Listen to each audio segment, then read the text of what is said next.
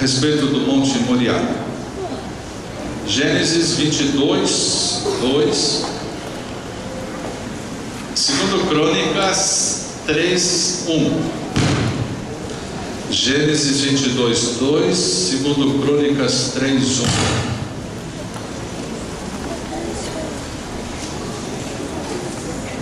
Prosseguiu Deus: toma agora teu filho, o teu único filho Isaque, a quem amas, vai à terra de Moriá e oferece-o ali em holocausto sobre um dos montes que te hei de mostrar. Esse é um dos versículos da Bíblia que menciona Moriá. O outro versículo da Bíblia que menciona Moriá, segundo Crônicas capítulo 3, versículo 1. Então Salomão começou a edificar a casa do Senhor em Jerusalém, no Monte Moriá, onde o Senhor aparecera a Davi seu pai, no lugar que Davi havia preparado, na eira de Onã, o Jebuseu. A Bíblia apresenta o Monte Moriá nesses dois momentos, nessas duas passagens. Alguns gostam de acreditar que era o mesmo lugar, outros não gostam de que a Bíblia dê certo e combine as coisas. Aí dizem: a tradição acredita que é o mesmo lugar. Eu não acredito na tradição, eu quero acreditar na Bíblia. E um nome desse é muito complicado para ser coincidentemente citado na Bíblia só 2 vezes, e são lugares diferentes. Eu tenho a ideia que é o mesmo lugar. Muitos anos depois, séculos depois, Davi comprou aquele lugar e Salomão construiu ali o templo. Mas o que nós vamos estudar hoje aconteceu no primeiro versículo, Gênesis 22, versículo 2. Quando Deus, uma noite, acorda Abraão e diz para ele assim: toma teu filho, teu único filho Isaque, sacrifica-o a mim. Abraão tinha quantos filhos? Da direita. Até 2 não pode errar, facinho de contar até 2. Quantos filhos tinha Abraão? 2. Isaque e Ismael. Por que Deus fala aqui: toma o teu filho, teu único filho, e dá o nome Isaque? Isaque era o filho da promessa.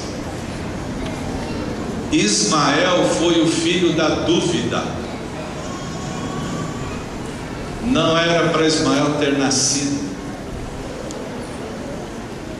Ismael nasceu no momento de dúvida do pai da fé. Aqui já começa uma lição para nós. Pai da fé teve momentos de dúvida. Às vezes você tem momentos de dúvida na sua vida, e você se sente mal por ter duvidado. O importante não é você ficar se sentindo mal por ter duvidado. O importante é dali para frente você não duvidar mais. As tentações, elas aparecem para a gente de repente. Outras vezes elas aparecem meio que programadas. Mas se você tomar a decisão de não ceder mais à tentação, de não abrir mais espaço para a tentação, o seu passado fica para trás, e o Senhor considera você dali para frente. É verdade que existem consequências. Numa dessas noites nós vamos estudar um pouquinho sobre consequências.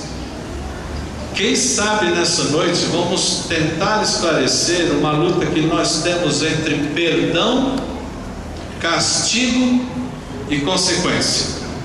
E nós temos a tendência de fazer uma mistura dessas coisas, e elas são coisas muito distintas na nossa carreira espiritual cristã. Perdão é uma coisa, castigo é outra coisa, consequência é outra coisa, diferente de castigo. E nós muitas e muitas vezes pensamos que consequência é castigo. Consequência não é castigo, consequência é consequência. Castigo, Deus nos livra do castigo do pecado, porque o castigo é a morte eterna. Muitas vezes nós chamamos de consequência, chamamos a consequência dos nossos atos de castigo que Deus nos mandou. O castigo do pecado é a morte. Nós vamos estudar um pouquinho sobre isso. Ismael foi uma consequência de uma dúvida que Abraão teve. Sara ajudou. Aliás, foi ela que deu a ideia. E o nascimento de Ismael foi a dúvida, foi a consequência da dúvida. Quando Deus vai falar agora para Abraão, ele fala de Isaac, chama por nome, e ele diz assim: o teu único filho. Deus abandonou Ismael? Que prova você tem que Deus não abandonou Ismael? Lembra uma vez que Abraão teve que expulsar, pela segunda vez ele teve que expulsar Agar.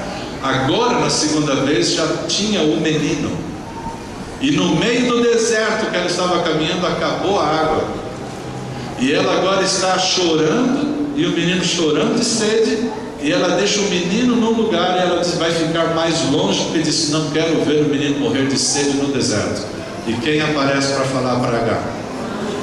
Um anjo, e o anjo diz assim: Deus ouviu a voz do menino, e eu vim trazer água para você. Então Deus não abandonou Ismael, ele não foi rejeitado por Deus, mas o filho da promessa era Isaac. E a gente tem que lembrar que Deus faz as coisas corretas.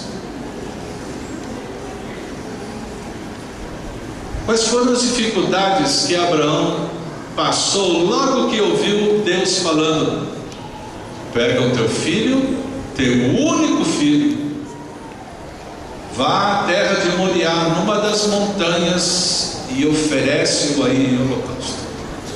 Eu relatei algumas aqui, eu quero dividir com vocês. Uma delas, Abraão tinha 120 anos de idade. Vovô, né? Na verdade já era para ser bisavô, mas ele não era bisavô nem avô, ele era pai. Por quê? Porque o filho da promessa demorou para chegar, e quando chegou, Abraão já tinha idade de vovô. Como é que é coração de vô em relação a neto? Tem alguns vindo aqui, vocês lembraram de alguma coisa que andam falando por aí, né, de avô, que... não vou contar essa história que vocês conhecem, ok? Avô tem um coração mole, e não é por ser avô, a vida amolece o coração da gente. A vida amolece o coração da gente. Os filhos amolecem o coração da gente, porque para os filhos a gente ainda é muito duro, e quando os netos nascem, o coração do avô está molinho. É um coração bondoso, amável, chora quando o filho bate no neto, ele chora, não faz assim com o menino. Aí o filho diz assim: o senhor fazia comigo, mas não faz. Então, com esse coração de 120 anos, Abraão está lá, diante da ordem de Deus: vai matar teu filho. Aquele coração mole já pela vida, agora tem que enfrentar uma ordem terrível dessas. Outra dificuldade: o que é que eu vou falar para Sara? A Sara já ficou brava comigo quando Deus mandou iniciar aquele costume de circuncidar. E quando eu comecei aquilo, ela me chamou de homem de sangue. E agora eu vou matar o meu filho. O que ela vai falar para mim? Algumas outras coisas para a gente pensar nas dificuldades que Abraão passaria ao sacrificar seu filho. Enquanto ele não partia para Moriá, depois que ouviu a ordem, eu estou imaginando isso agora. Abraão morava em tendas, lá no campo. Dá para chamar mais de deserto do que campo. Mas você já acampou num lugar escuro? E já saiu de noite da barraca e olhou para o céu? O que é que você vê? Você vê estrelas que você nunca viu. E você às vezes é tentado a dizer assim: eu não sabia que tinha tantas estrelas assim. Quantas estrelas você vê aqui em São Paulo? As luzes da cidade ocultam as estrelas do céu. Lá naquela escuridão, depois que Deus falou com Abraão saiu quietinho para não acordar Sara, foi lá fora, caminhou uns metros distantes da tenda, olhou para cima e ele viu aquele céu todinho pintado de estrelas.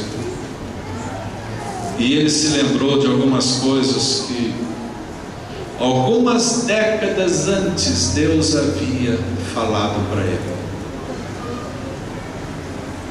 As primeiras vezes que Deus falou com Abraão, Deus disse assim: Abraão, olha as estrelas do céu. Foi numa noite. E Abraão olhou aquela multidão de estrelas e Deus disse assim: sua descendência será como as estrelas do céu. E ele ficou esperando aquele filho mais de 50 anos. E agora ele está ali olhando a estrela e diz assim: mas Deus falou que a minha descendência ia ser como isso. Eu não tinha filho, agora eu tenho um filho. Agora ele pede para eu matar o filho. Eu não estou entendendo. Outra coisa, será que Deus me enganou todos esses anos? Como pastor, eu tive que ouvir uma vez a frase de uma pessoa, membro de igreja: pastor, as dificuldades que eu estou passando agora contradizem todas as promessas de Deus. Eu fui enganado todo esse tempo?